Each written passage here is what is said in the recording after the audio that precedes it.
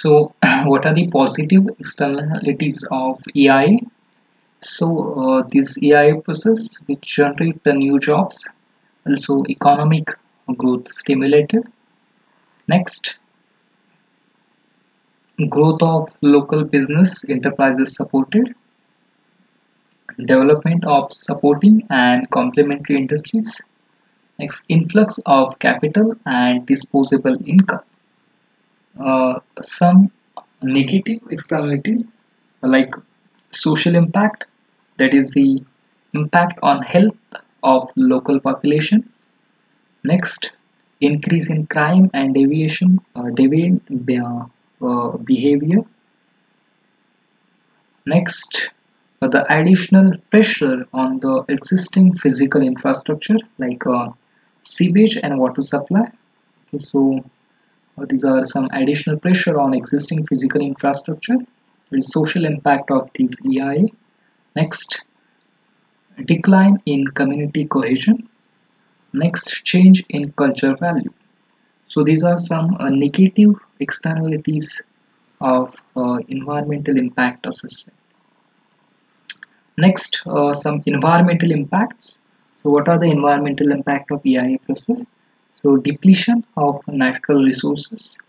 Next, destruction of habitats. Exchange in pH, oxygen level and toxicity of water. If we dispose waste into the water bodies, that change the pH of water, oxygen level of water and toxicity of water. Next, increase in toxicity of air due to release of toxic gases into air, that leads the increase the toxicity of air. Then global warming and ozone depletion due to release of toxic gases like CO2 and other into the air. So these are various environmental impact like depletion of natural resources, destruction of habitat due to cutting of trees, then change in the pH and oxygen level and toxicity of water, increase in toxicity of air, global warming and ozone depletion. Next, EIA in India. So the MOEF, Ministry of Environment and Forest, is the agency of environmental clearance, and if necessary, it may consult a committee of expert with a composition specified in Schedule 3 of notification. So the main laws in India, that is the Water Act 1974, then Indian Wildlife Protection Act 1972, then Air Prevention and Control of Pollution Act 1981, then Environment Protection Act 1981. So these are the main laws in India: Water Act, Wild Protection Act, Air Prevention Act and Environmental Protection Act. So Ministry of Environment and Forest is the agency for environmental clearance, and necessary it may consult committee of expert with the composition specified in Schedule 3. So these all laws should be used during the environmental impact assessment of industries. Next, the responsible body for this is a CPC, CPCB, that is Central Pollution Control Board.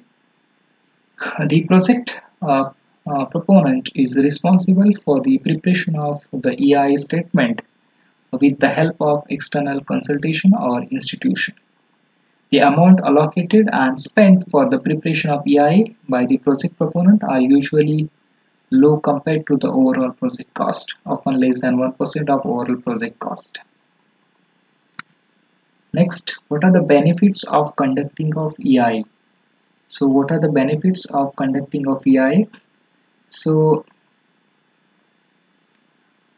facilitate informed decision making by providing clear, well-structured analysis of the effect and consequence of proposed project, preemption or early withdrawal of unsound proposal, assist in the selection of alternatives including the selection of the best practicable and most environmentally friendly option, results in the best practice prediction and mitigation of adverse effect of project.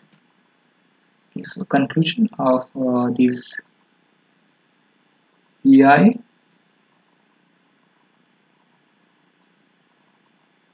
Environmental impact assessment is a very beneficial steps to check whether the project is environmental friendly or not.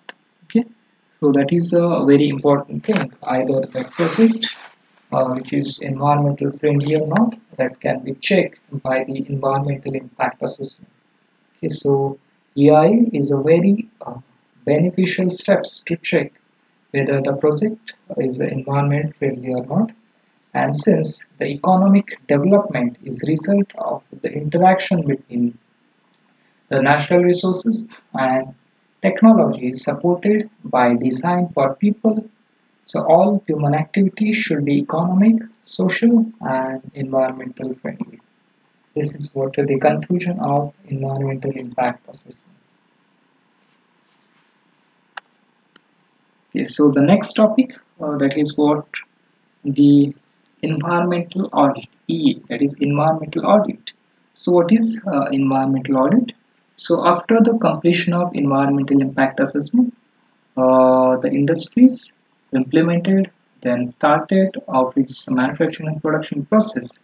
So after that, environmental audit is done to identify how they are going to minimize the environmental impact. Okay, so auditing can be done after the assessment of environmental impact. So environmental audit is a management tool which is systematic, then documented, periodic and objective evaluation of how well environmental organization, management and equipment are performing with the aim of helping to safeguard the environment by facilitating management control of practicing and assessment with company policies which would include the regulatory requirement and standard applicable. Okay, so as we discuss about the environmental impact assessment, so what are the impact which we have calculated and how they are going to minimize by the industry, that can be checked in environmental audit. Okay, so the features of environmental audit. So environmental audit is a management tool. Next, which also include the aim of environmental audit, then EI, then systematic process, then documentation, then periodic, objective evaluation, and environmental clearance. Sorry, environmental performance. So these are some of the points. Next, what are the objective of environmental audit? So the objective of environmental audit in that determine and document. Next, improve the environmental performance. Next, assist facility management. Next, increase overall level of environmental awareness. Development of environmental management control system. Improve risk management system. Protect corporation from potential liabilities. Develop a basis for optimizing environmental resources. So these are some of the objective of environmental audit. Next, what are the benefits of environmental auditing? Okay, so environmental auditing benefits which improves the efficiency of EMS.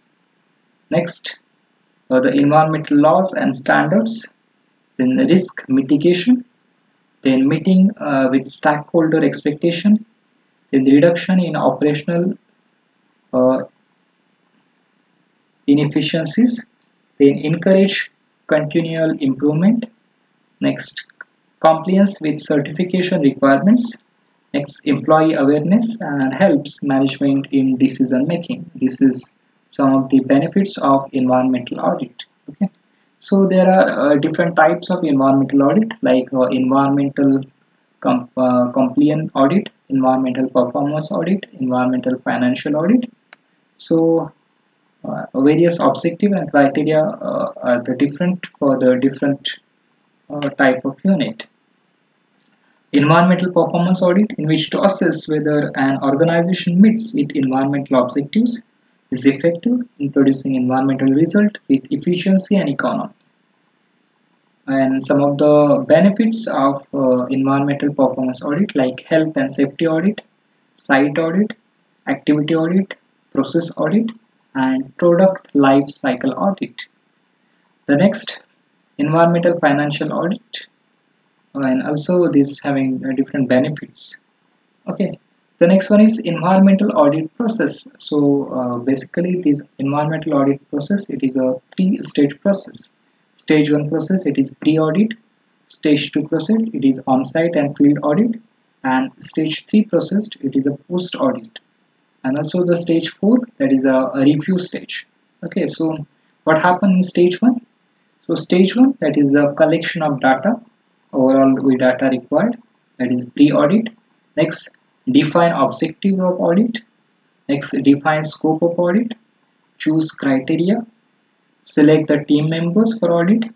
Develop audit plan and protocols and address on-site need.